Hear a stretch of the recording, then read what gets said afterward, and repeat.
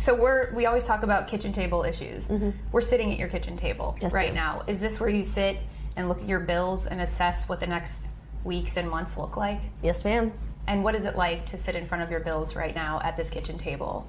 It's a little daunting, I'm not gonna lie, even though I have the support of family and, like JP, the prices are just through the roof. I am on a very fixed income. I bring in about, like I said, I'm on the food stamps, and then I'm only bringing in $400 a month. What worries you the most?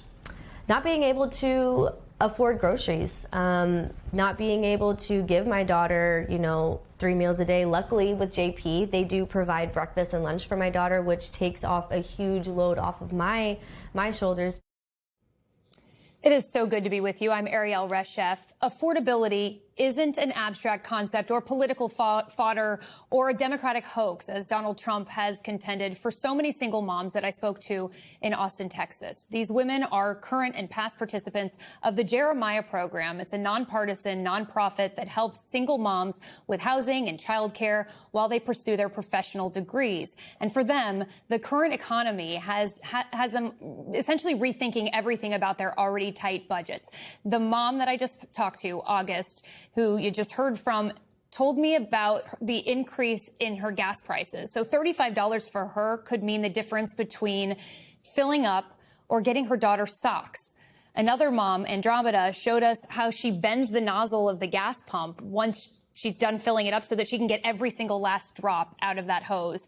For them, every penny counts. And they are not alone out there. In fact, they are part of a majority of Americans who feel like this economy is just not working for them. And some, like August, who voted for President Trump, feel disappointed. They even regret their vote. Trump administration officials are fanning out across the country, hoping for a reset and trying to convince voters that the economy is, in fact, on the right track. But is it too little, too late, at least for the midterms? Joining us now, Catherine Rampell, co-host of MS Now's The Weekend Primetime and economics editor at The Bulwark, Susan Glasser, a staff writer at The New Yorker, and David Drucker, senior writer at The Dispatch and MS Now contributor. Catherine, inflation hit a 3-year high just yesterday. All of those moms that I spoke to in Austin say that they feel like they are shouldering this crippling burden of the economic climate that we find ourselves in. High prices are there for groceries and gas, just about everything. Is there any possibility that Americans are going to feel a reprieve anytime soon? I think that is highly, highly unlikely. If anything, there are a number of forces conspiring to probably make grocery prices, food prices in general, higher throughout the year. That's because, as you mentioned, you have the Iran war, which has driven up fertilizer costs, diesel costs, other inputs that go into producing food. We haven't seen the full effect of those yet, candidly. You, again, have the fact that El Nino, a particularly bad El Nino, apparently, is coming this year and is likely to disrupt crops. Now, I wouldn't pin the blame for that on any particular elected official. That's just natural phenomena. But in addition to all of that, you also have the early effects of the so-called One Big Beautiful Bill that passed last year, which to date has kicked at least 700,000 children off of food stamps, just across the 12 states that have reported data thus far. Again, those are children. We heard a lot about how the One Big Beautiful Bill was going to attack, but hold accountable supposedly able-bodied adults, the supposedly undeserving poor people who were too lazy to work. We're talking about children here who are losing access to food, and of course their families as well. So all of those things together alone are going to affect food prices and the ability of regular American families to put food on the table, not to mention the downstream consequences of other commodity prices going up and gas prices, as you mentioned. And even the women that I talked to in Texas who are single moms who are pursuing their degrees say that work requirement still applies to them and that it's really hard to meet the threshold as they're trying to study and keep everything afloat. We see Secretary Bessent out there trying to sell the message that Trump is reversing the tide of manufacturing decline, that what we're seeing at the pump is just, a blip in time. Once the war's over, once the Strait of Hormuz is open, it'll all go down again. But it seems like an uphill battle at this point, Catherine, to convince Americans that the economy's on the right track. I mean, just look at manufacturing specifically, as you mentioned. we actually have fewer manufacturing jobs today than we did when Donald Trump took office.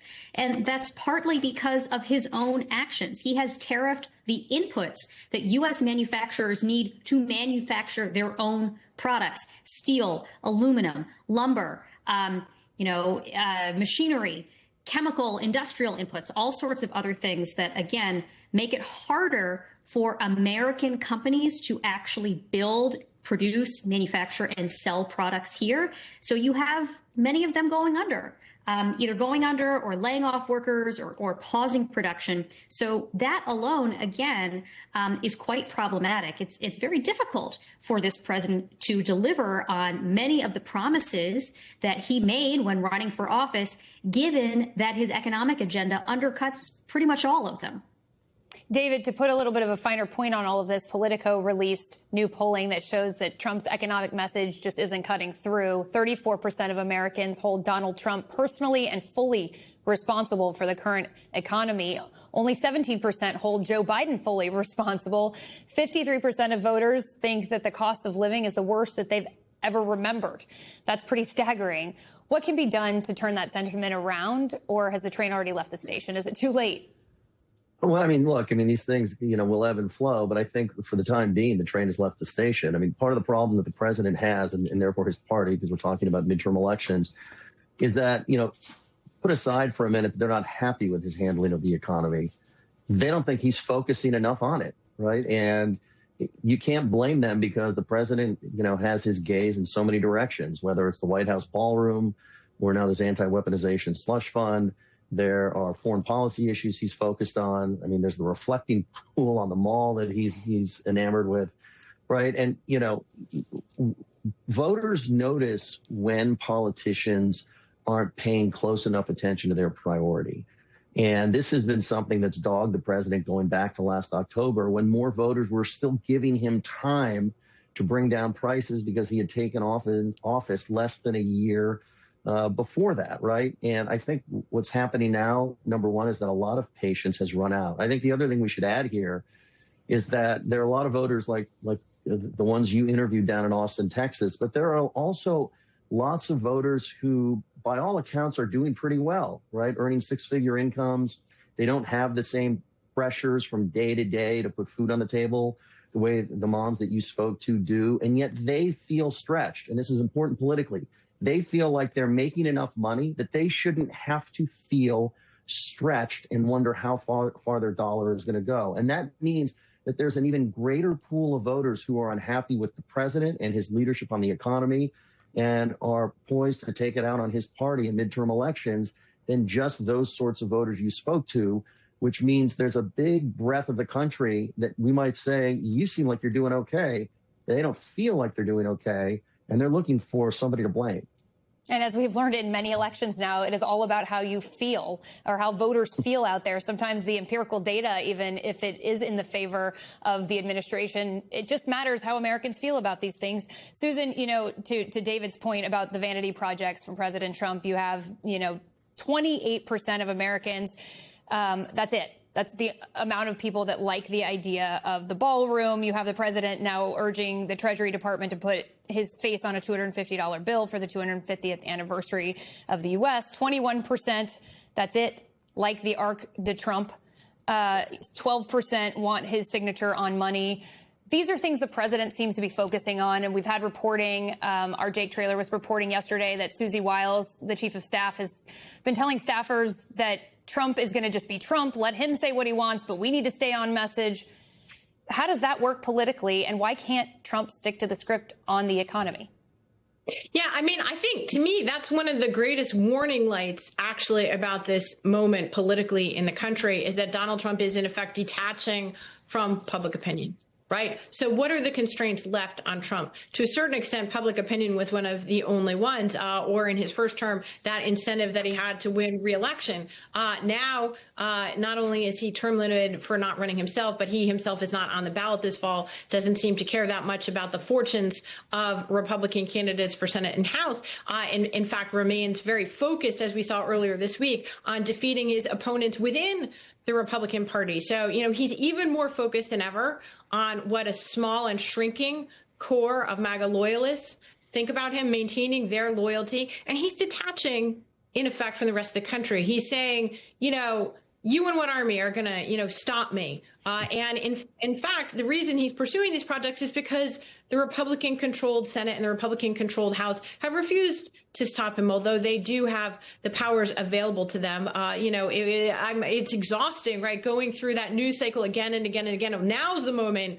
that those Republican senators on Capitol Hill, they're really going to, you know, go after Donald Trump now. Well, you know, thank goodness we weren't holding our collective breaths, because it wouldn't have worked out too well for us. So that's an important dynamic here that worries me from the point of view of where Trump is headed. Potentially, he might become even more extreme after these midterm elections. That's one thing. And then the other thing is just on the economy.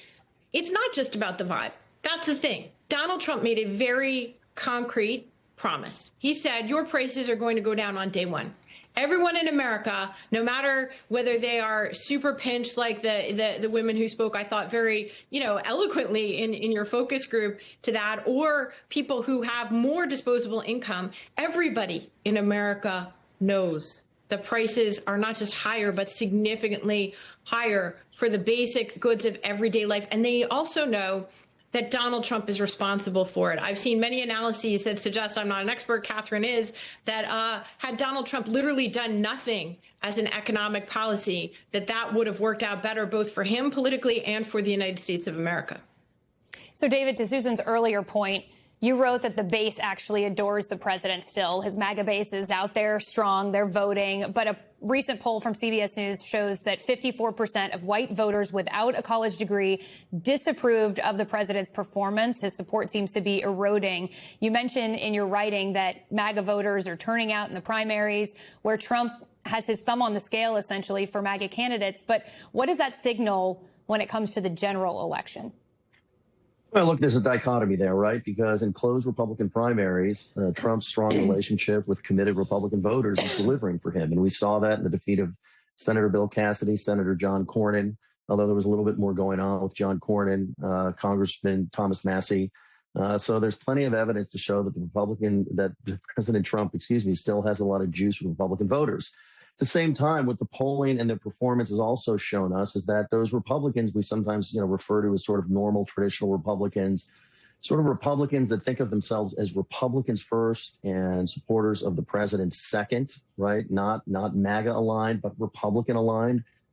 They've always liked the president's policies. They've never really been thrilled with his provocative behavior, his nasty rhetoric, and they're fine with that as the price of admission if the movie is the one they wanted. If he's delivering on the economy, which is why they voted for him again, they wanted that pre-COVID economy from the first term, they'll put up with this stuff. They're not getting it.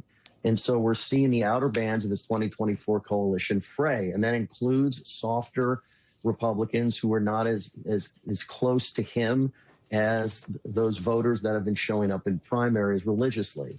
And that means that Republicans, have a world of hurt waiting for them in a lot of these House and Senate races. Now, obviously, it depends on whether you're in a red state or a purple state. It depends, therefore, does the turnout drop off? Does it actually, cross the aisle to the other side?